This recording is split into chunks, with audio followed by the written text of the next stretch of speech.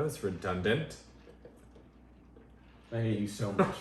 I hate you with a burning passion. Uh-huh. I burn for you. I burn for you. You guys are weird.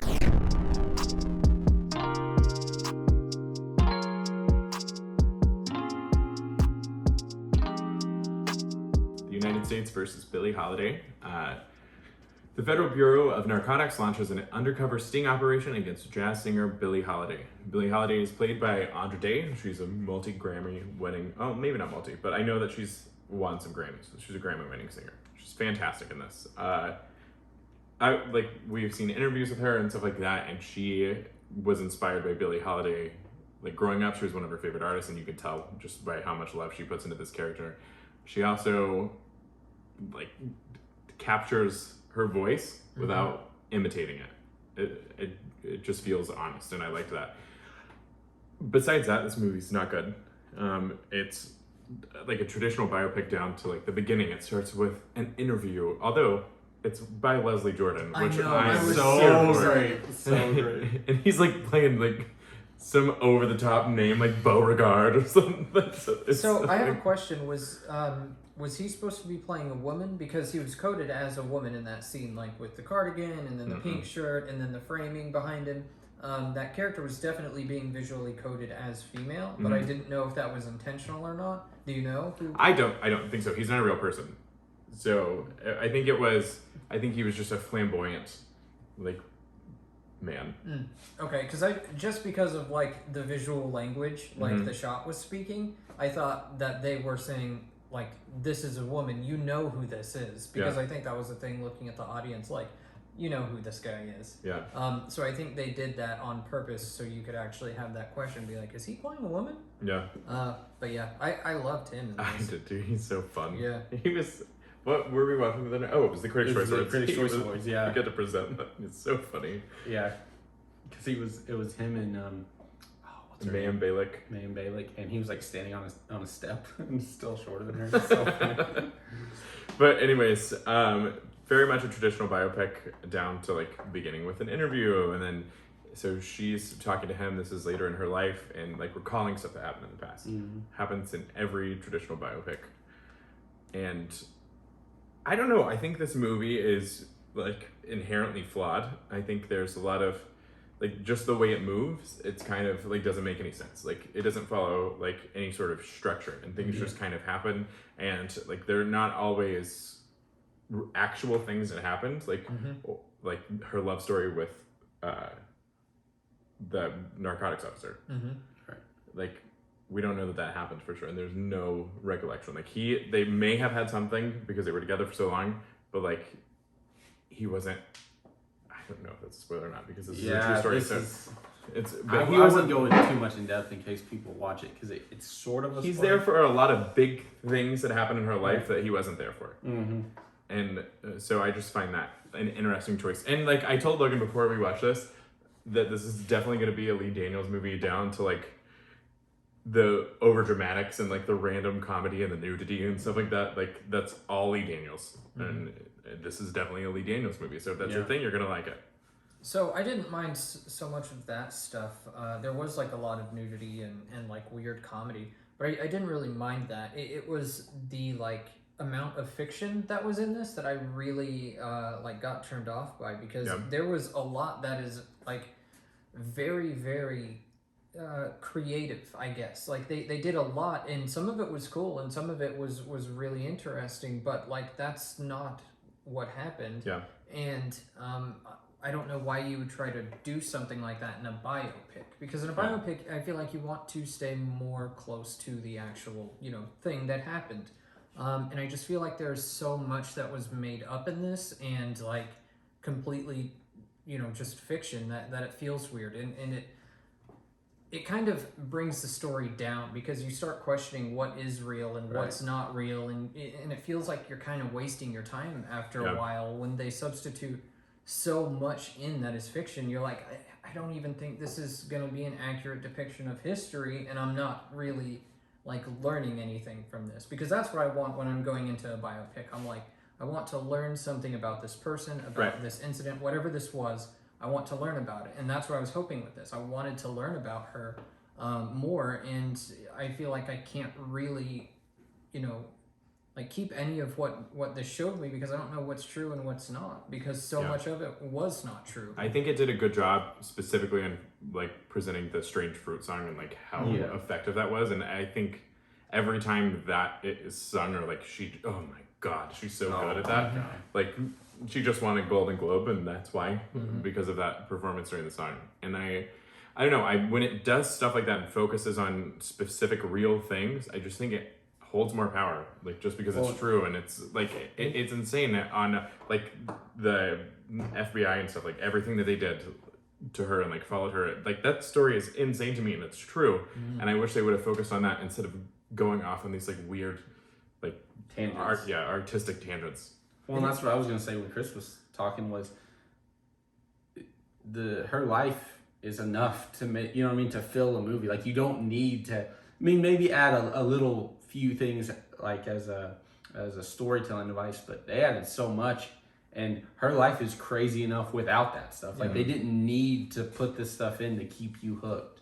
I feel like it kind of diminishes the real stuff that happened too, you know? Like that was very interesting on its own, and that other stuff is kind of taking focus off of that, you know?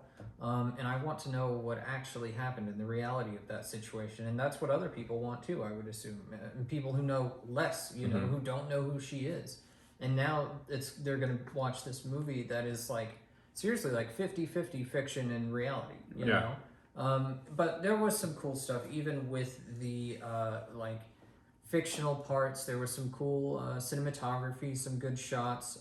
It was really interestingly like shot. The composition of a lot of scenes was really interesting, and there was that long take, I think it was about halfway through, where it is cycling through her life, and we're just in one shot as she is like hallucinating on her drug trip, and she's like going through her life with this other person who is seeing it with her. And it's all just one shot as she is basically walking through there and taking this person through her life with her. And that was cool. That was a really cool shot. And I like that as a storytelling device of her like bringing this person into her world and like saying, this is my baggage. This is why this is happening. So I like that. I thought that was a cool storytelling device, and I thought it was really well shot. But again, it's so much fiction like that. It's just so much of it is not true, and that really brings it down for me, I think. I think the biggest grievance I have with it is Trevante Rhodes' character, which he's great in it, don't get me wrong, I really like him, and he's so charismatic, and he adds a lot to it. But his character is sometimes the love interest, sometimes the antagonist, and also like the conduit for the audience. Like it's... I don't know, it's weird how it works.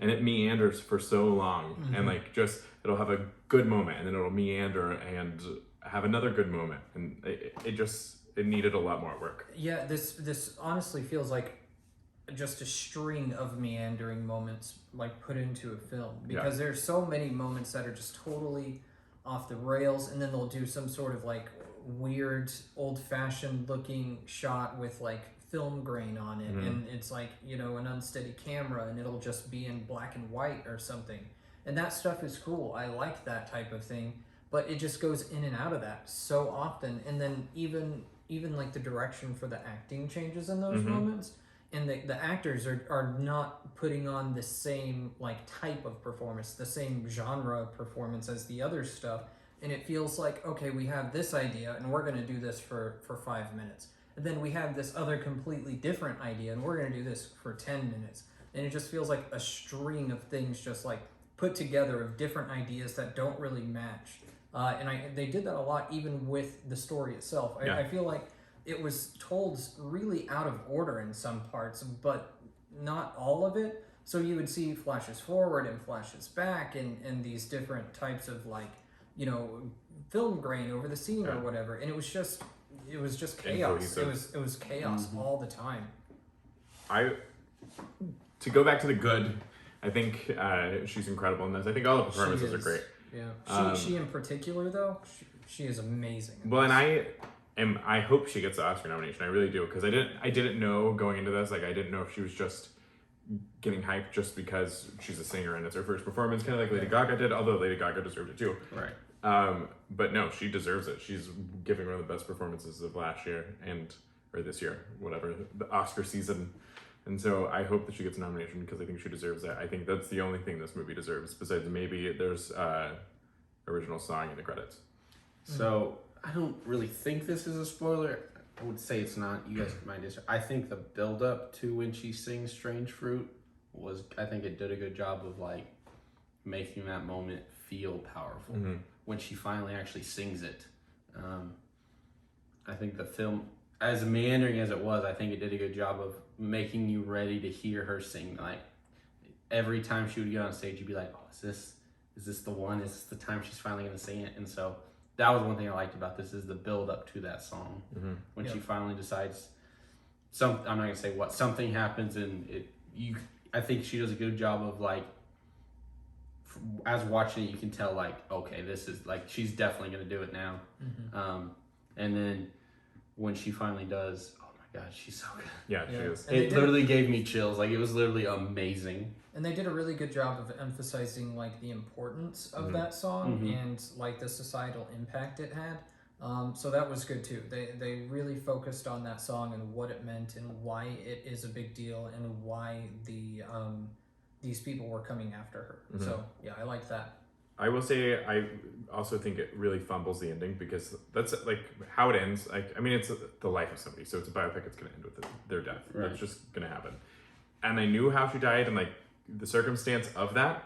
And when we were watching it, I commented because I got mad because I didn't think it was going to end with that, because I was like, this is supposed to happen, what the hell? And then it kind of reveals what happened, and I just think it did such a shitty job. And also it should have ended like 45 minutes before then. It was way too long. Well, and I thought it was gonna end. I thought it was weird that there's some other moments that aren't really that important that they give a lot of screen time, and then like him and her. Right, and then something crazy happens at the end based around her death, and it felt like such like this happens over. Yeah. And I was wondering like why that felt like something you should really spotlight, really talk about it. It just felt like it was kind of like, oh, and by the way, this happened, and then the movie ended. It was more interesting than the other things that they spent a lot of time on.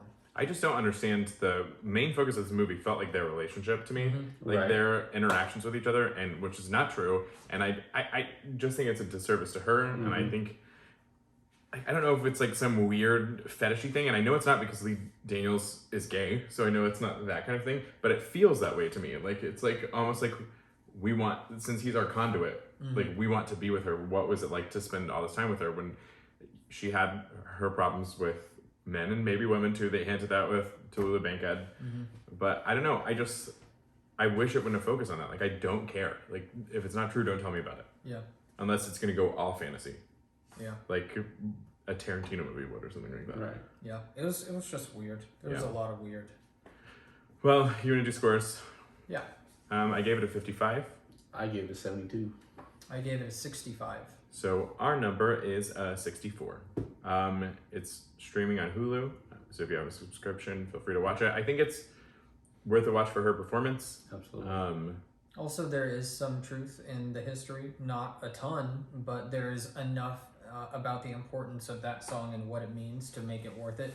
If you don't know the history of Strange Fruit, definitely watch it so you can learn what that is and why it's important.